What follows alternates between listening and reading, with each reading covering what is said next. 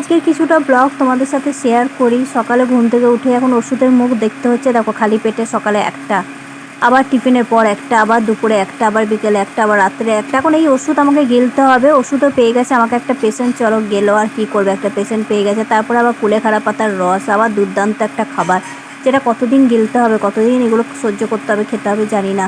তো দেখো নিজেকে যখনই ভিডিওতে দেখছি সেই কষ্টগুলো মনে পড়ছে, যন্ত্রণাগুলো মনে পড়ছে, খারাপও লাগে, নিজেরও কষ্ট হয়। তিথি প্রত্যেক দিন আমাকে দেখতে আসতো, কিন্তু 3 দিন পর আমাকে দেখতে এলো, জানে আমার অপারেশন হবে, আগেও জানতো।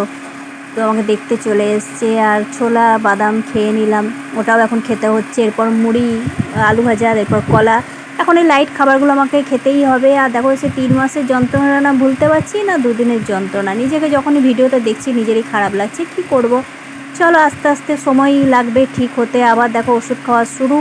আর এইগুলো এখন কতদিন চলবে জানি না। আর বাবুকে তো কোলেই নিতে পারছি না, বাবুরও কষ্ট হচ্ছে, পিসির কোলে চাপতে পারছে না। অনেক দিন পর দেখো বাবুকে একটু কোলে নিলাম, সেটাও অনেক সাবধানে।